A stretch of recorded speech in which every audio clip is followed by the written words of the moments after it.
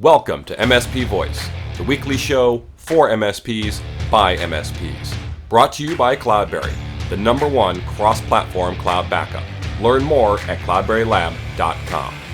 This is MSP Voice. Hello and welcome to MSP Voice. This is episode number 48. This is an extremely special episode because this is coming out on our 1-year anniversary. So it's been a whole year of the MSP Voice podcast. 12 months. Seems like a long time. It's gone by really quick for me. So we do have a post up on mspvoice.com, which is your source for all things MSP Voice. We talk a little bit about some of the stats. So we've had essentially 47 guests, but 44 were here from the United States, 3 from Canada, UK, Australia, 1,500 minutes, 25 hours, all sorts of stuff. We also started our webinar series within that year. So we've done 12 of those. We got number 13 coming up this week. So very excited about that. So it's been a great year. And, part of the thing we wanted to do with the 1-year anniversary special episode is recognize some of our past guests. So we do, on this blog post, we do have a top 10 list. And each of those top 10 was sent a special gift. It's a JBL Flip 4 Bluetooth speaker. I can almost say that. It's custom branded with MSP Voice. The top 10 list is in this blog post, so if you want to see who made the top 10, make sure to check that out.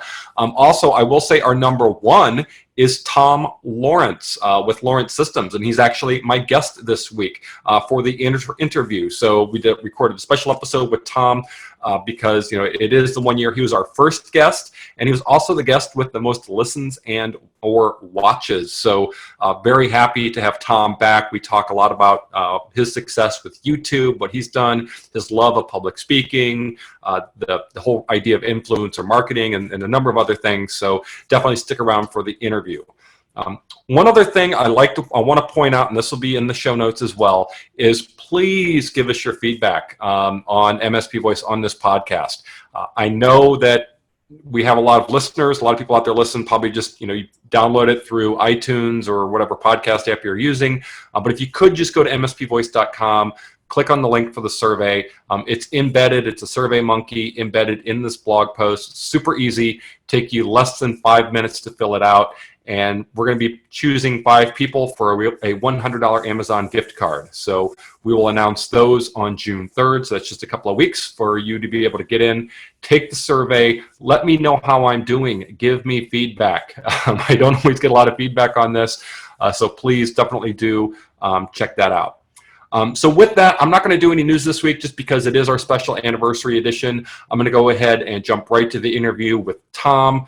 I hope you enjoy it. I know I did. Thanks, everyone.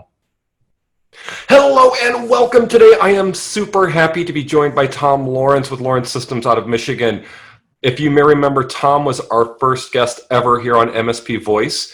And since that time, it's been a year. So this is our special anniversary edition. Brought Tom back really for 2 reasons. 1, he's a great guest. But 2, because when we looked at the stats for the past year, he had the #1 most viewed and listened to podcast. So episode number 1 is still #1. So Tom, take it away. It was exciting. It was a good launch to have it on there. And, we set it, but we got this here. Yeah. Yep.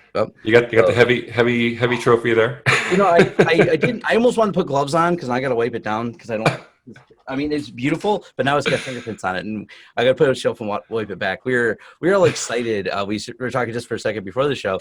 My staff, if it doesn't say Amazon on it and it's a box, my staff gets excited and opens it. They were really puzzling because it was addressed to me. They opened the box and seen the gold thing, it holds it, and they're all like puzzling over it. I said, I wouldn't let them open it and made them guess for a little while. Yeah, so. Well, like I said, there should be another delivery coming in here either today or tomorrow. I don't have the tracking info on it, but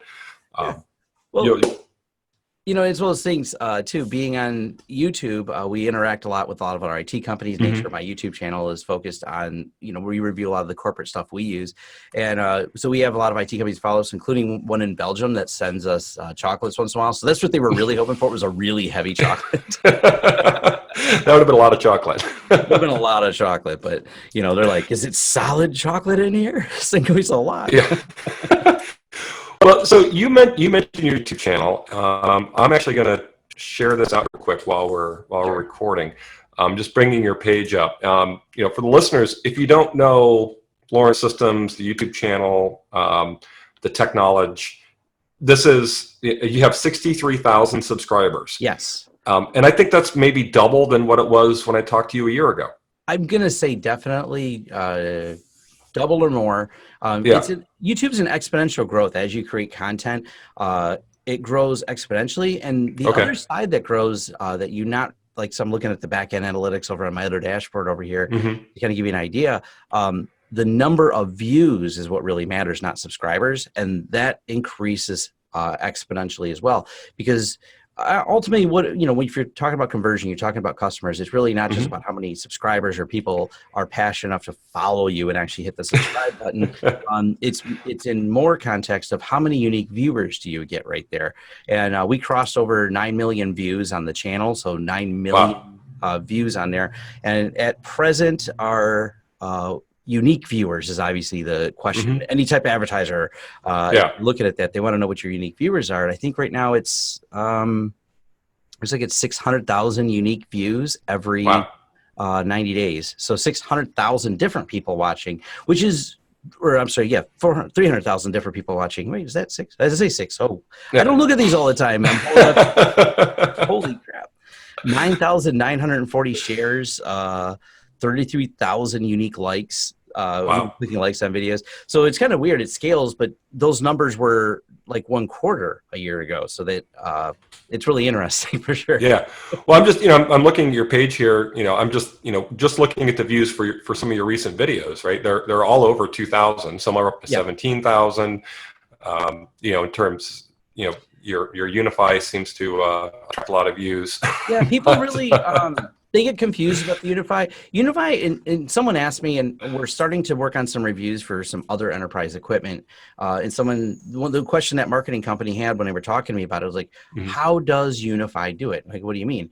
And like, how do they have all this passionate people around them? Like, there's me and a couple of our channels to talk about them. I said, it's a weird thing. They make a really cool product that I do like, it's not going to be in some of the largest Fortune 100 companies because it does lack a few features on some of there. But by not having much of a marketing department or a sales department that's really pushing things, they leave a niche for people like me to do it. So we we do reviews, because you can't find reviews from them because they're kind of a weird company that doesn't do it. So by filling in this gap and being very familiar with the product, and then being someone who can service the product, so we do the reviews, and at the end, if you want to have us help you set it up, so it's kind of a marketing model, it works well. They've left this whole middle market for us that works really well versus other companies. We'll say Cisco. You don't have a bunch of people reviewing Cisco stuff because Cisco's got the entire channel partner program marketing engaged, and everyone knows their name. Obviously, they're the biggest in the industry, but you don't see this with name any Cisco competitor. You don't see a bunch of YouTube videos about them. Unify is unique in that way. Kind of weird. Not having a marketing department, you somehow created one, but they're also cool. They send me stuff, and they send us swag and shirts, and we do like that.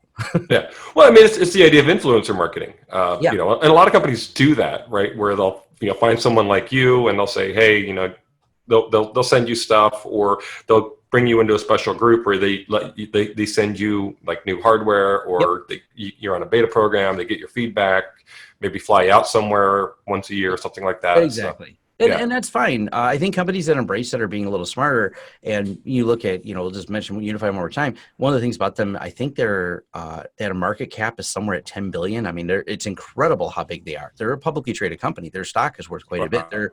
They're like, someone's like, oh, they're small. And I'm like, you guys don't realize just the scale and scope. I mean, look at them up on the stock market. They've embraced influencer marketing, have a unique business model, and you can't even find a single interview with the CEO, which is weird for a big tech company. Usually they're trying to push hard, a lot of coverage for things. So definitely unique, but fun. Cool. So, but we were talking about your YouTube channel, and one of my questions is, because you're an MSP, right? Obviously, a lot of people know you from YouTube and all the great content you put up there, but you have a day job. which is running an MSP. Yeah, I do call YouTube my hobby. So, just a little bit of background. The YouTube started because I like public speaking, and public speaking was one of my ways I gained clients for Mhm. quite a number of years. I spoke at colleges, I spoke at business events and everything else. But one of the problems is how do you scale that? And, I'm always thinking, I work in tech. You think about scalability, you think about from an entrepreneurial standpoint, how do you repeat this? I'm like, well, I tried finding someone who also was good at public speaking. Turns out they all own businesses or doing something else. Yeah. So that wasn't easy. So duplicating myself in the public speaking context is hard. So I said, well, how else does it scale? Let's throw some of these things out there on YouTube. It seems like there's a demand for it. So I looked at some of the videos. I'm like, oh, wow, some of these firewall videos are inaccurate, wrong. And these are tools I use. And I'm like, there's not, but they have a lot of views. So there's clearly market proof there's an audience. So it starts there and then kind of spirals out of control to saying, oh, people want to know about this. I'm like, I didn't know people want, who knew my job was interesting besides people who work in the MSP space and the IT space.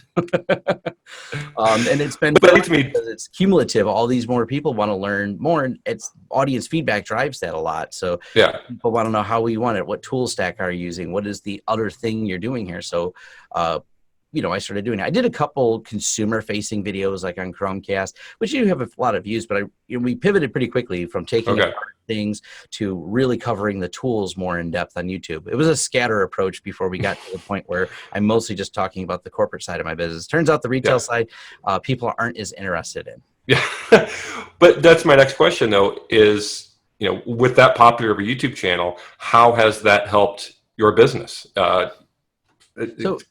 If you search for some of the MSP stuff, it's I'm no longer like a top search result, especially in my local area, due to the way YouTube being so strong. I'm like a top first 2 pages on some search results. So one, it's dominating for local companies to find us if they are Googling and looking for us, which has become interesting. And one of the ways we've embraced it is realizing we can help other MSPs. So we have consulting that we offer for MSPs, which has been phenomenal growth. So there's a inbound lead generation from that has been really, really good. And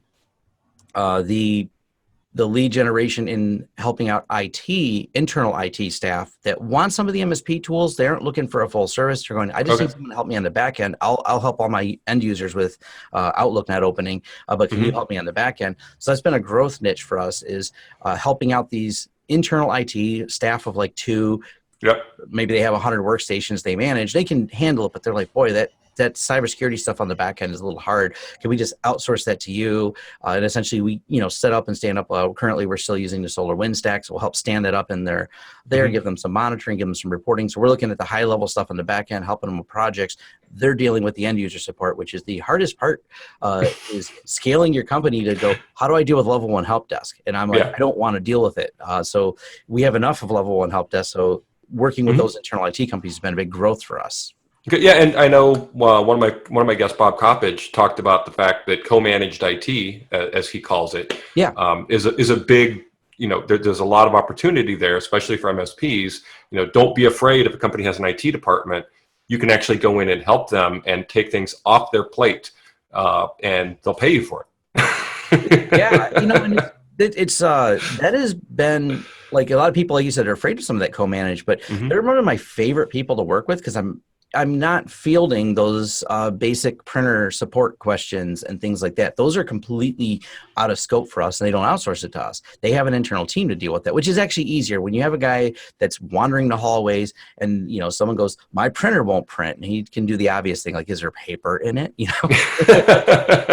and that is a time-consuming task that they can staff someone for it. It's kind of easier to do. And then we can work on the more things like, hey, we got this Active Directory project. We need to look at a better storage solution. We need bottlenecks on that. And, having a team internally here that is capable of doing that, capable of setting up VPNs, and then leveraging that, because you don't need that person on staff all the time, because, well, I'll tell you, payroll's due on Friday, and it's expensive to have those people on staff. You don't want them unless you have something. You got to keep them busy. So having someone to lean on to help with that, that's been like a big growth market for us. So, special projects from MSPs, or like I said, helping out these internal IT teams. And because we talk so much about this on YouTube, and not just talk about it, we're not marketing. My YouTube is sharing knowledge, how we use Yeah. it, how we finished a project, everything we did step by step inside there, where no details unspared. It's not like there's I'll give you the first 5 seconds and the rest is buy my book at the end.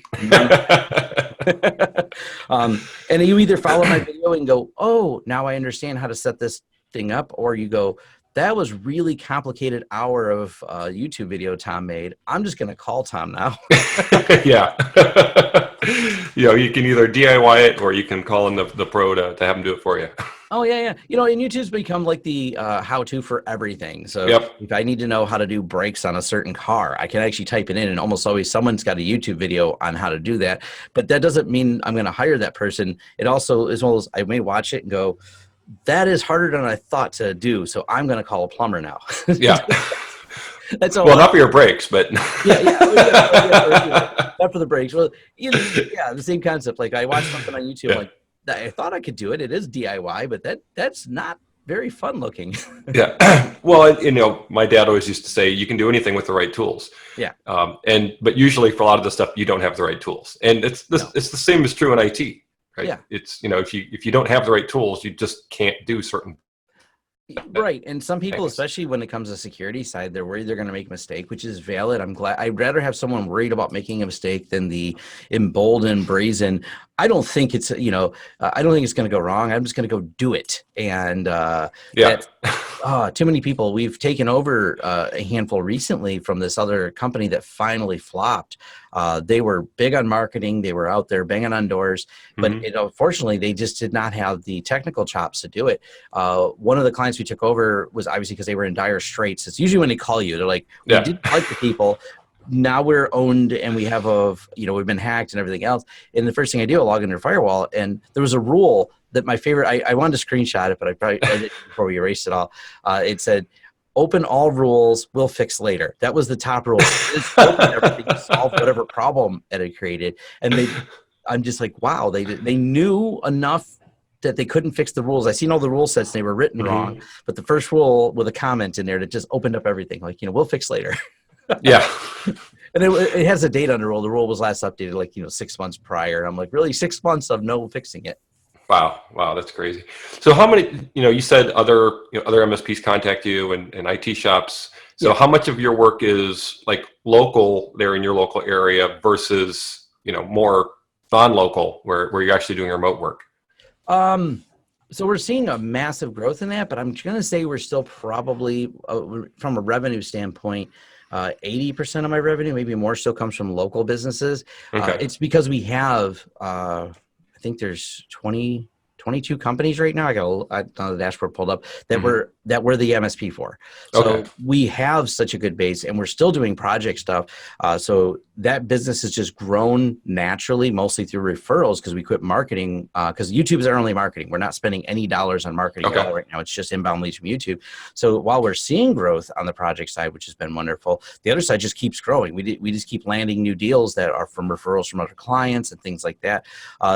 So my company has exploded lately as far as revenue growth. So it would be just like, hey, we did this big growth over here, but the fact that we just keep landing these new clients, like, we heard you're great, we just want to use you for MSP, local law firm we just picked up, and this one dental office, one Facebook message off one person who knew me says you should call Tom, turned into 8 dental offices overnight. MSP. Because it turns out they all know each other, and they all were using the same IT person, and they all didn't like them. So they all have the exact same problem. The person takes 2 days to answer any ticket. They're just not responsive. So instantly we picked up all these other dental offices, like overnight. And because once they all heard, they're like, oh, you have a solution to get rid of so-and-so? It spreads like wildfire. Cool. Now, obviously, there's a lot of MSPs out there. Do you have any advice for them? If obviously YouTube has been a great channel, for you to get your word out there, and I think you do it in a unique way, because you're not out there, you're not trying to talk to your customers, right, or your potential customers. You're out there actually talking essentially to other IT folks, and you're spreading your knowledge because you're very knowledgeable.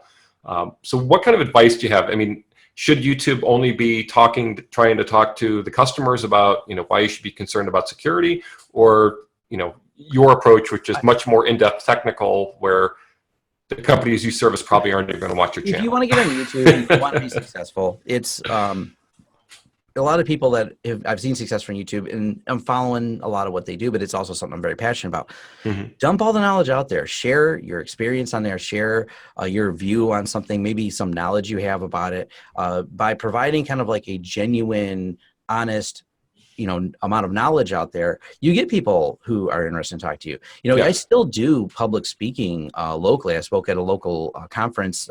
It was really a geek conference. It was a lot of fun, which those are some of my favorite ones. Are a Linux conference or a hacker conference are my two favorite places always to speak.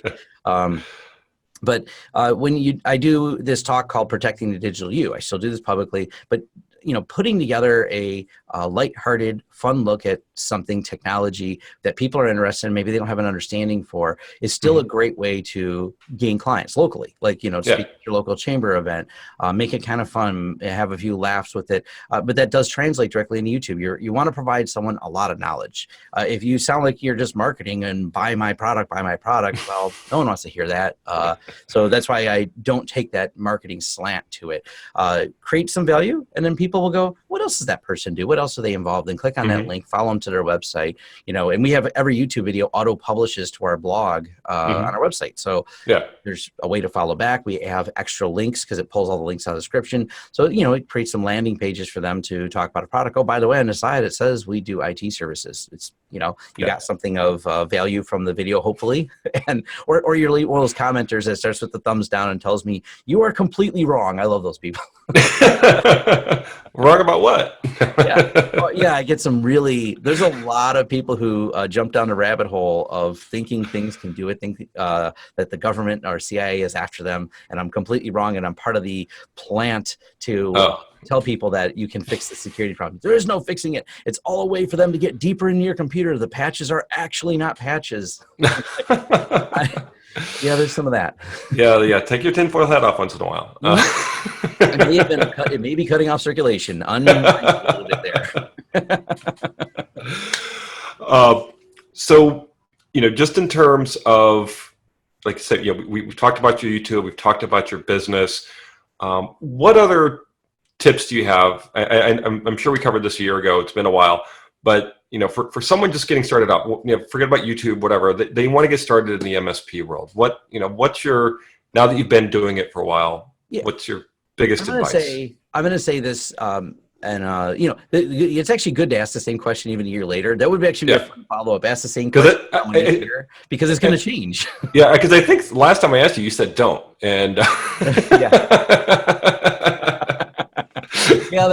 I sometimes think about that, but so some of the advice is going to be, don't overthink the stack that you use. You do have to pick one, and people get caught up constantly. And so, I have on my website specifically, if you just want business level consulting, someone just sent over a 4-page of what they called stopping issues, what's stopping them from starting the business better, which is crazy. They already have a few clients, but they get caught up in this whole analysis paralysis of what tool stack do I use, where they start jumping between tool stacks, which is, vendors get excited, but there's obviously some client disruption because you're going, hold on, I got to reboot your computer because we decided to switch from product A to product B.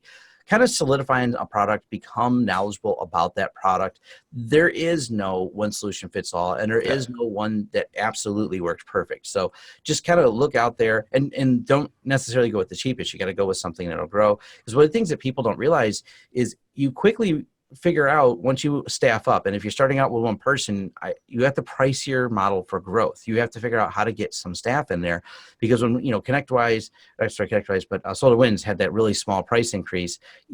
Sure, that affects the bottom line, but my Friday payroll is way more than my monthly SolarWinds. I mean, it's just a fact of once you start staffing up. And when people consult with me about growth problems, they've usually backed themselves into a corner going, wow, the MSP tool relatively to what you're charging or should be charging is relatively cheap.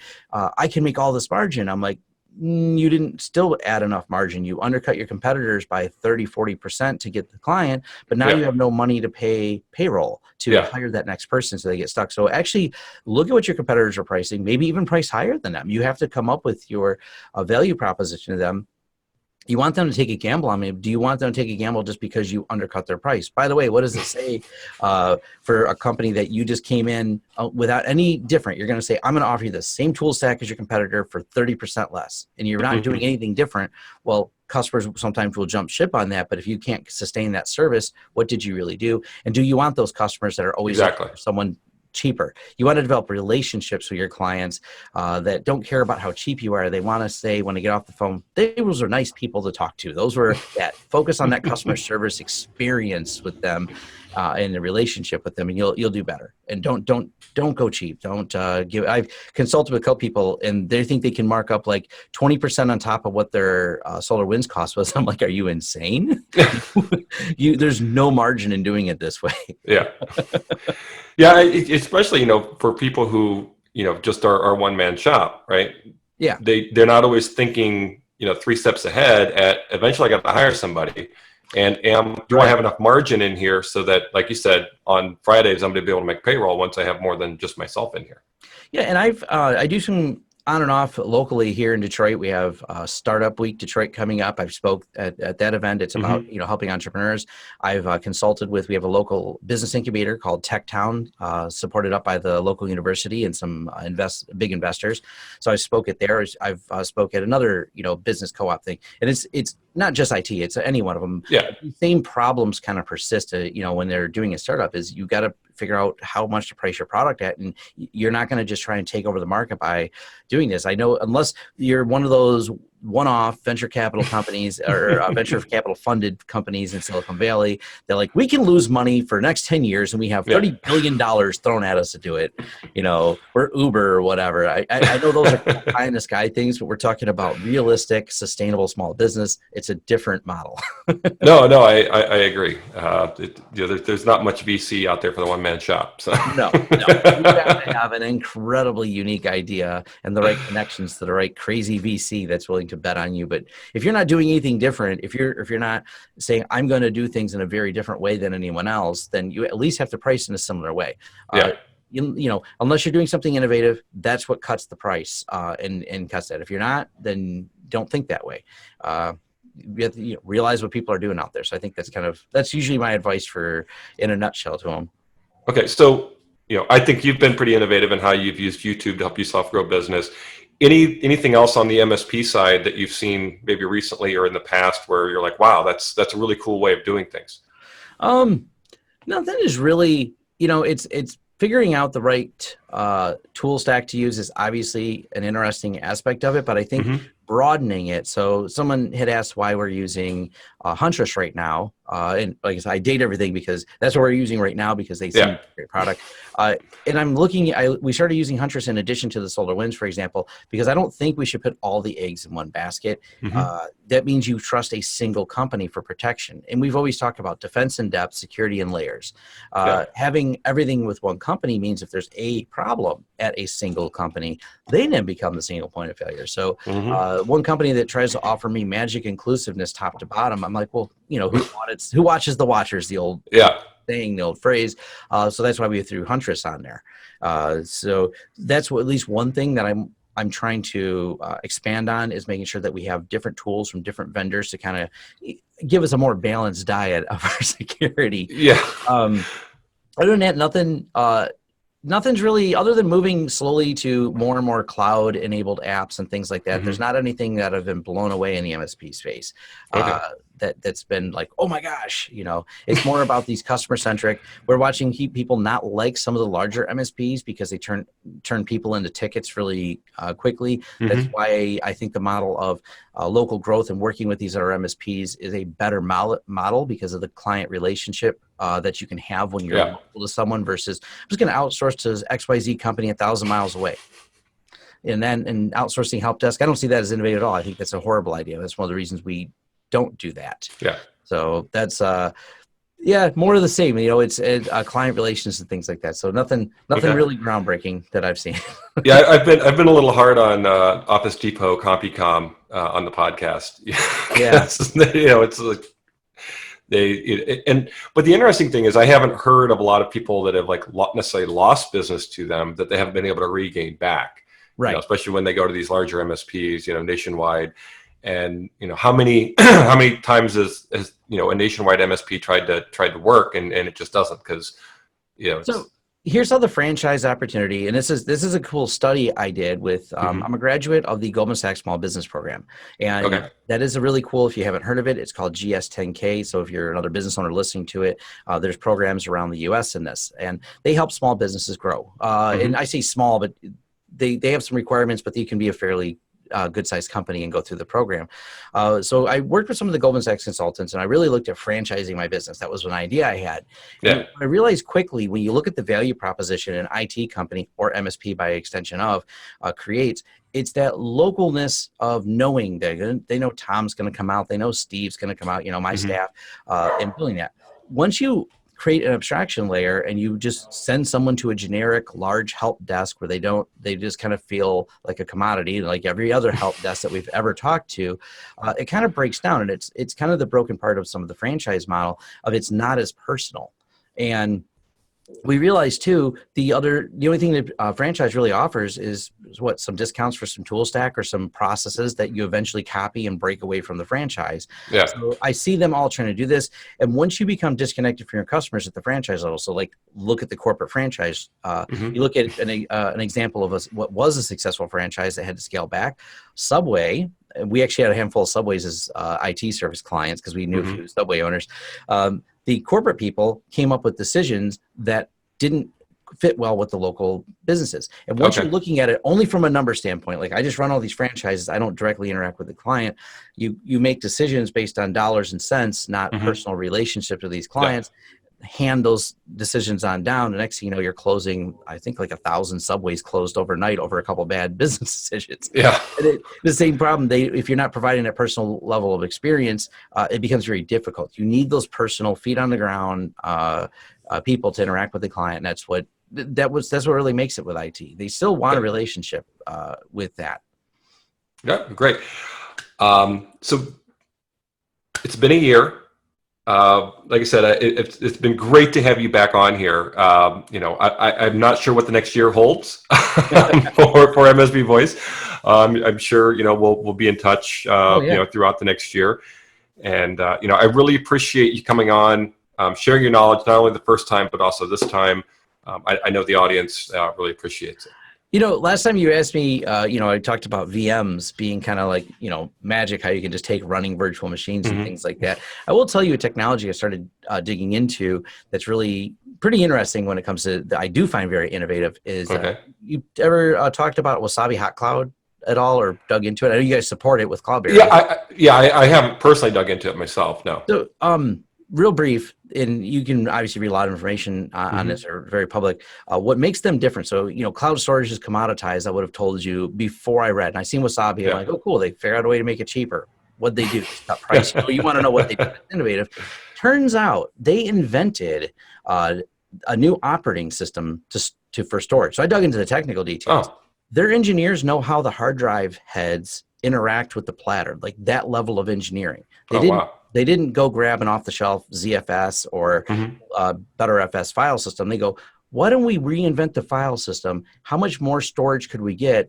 And what is the problem that wears out hard drives? And because they're the people who founded Carbonite, they have a lot of experience. And they had a great interview with the CEO recently, and he's like, we spent 2 years reinventing a new operating system, a new file storage system, and a way to make hard drives last longer and store more data and have more redundancy than anyone's ever invented. And then we worked at the hardware level to design specialized hardware to implement this.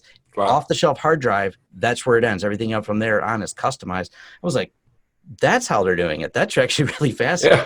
So that is a technology I'm excited to, because everyone talks about new file systems, but no one talks about what if we reinvent the way hard drives interact at the controller level. And that's what's changed the game for them. So that's some innovation. Like, how do we store more with the existing hardware and rethink it? So that's still innovative.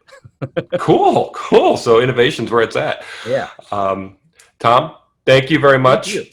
Enjoy the rest of your day. I know it's kind of early there, but early here. Got the full day ahead. So it's Monday, so as soon as I unrelease the do not disturb, I know all the notices will come.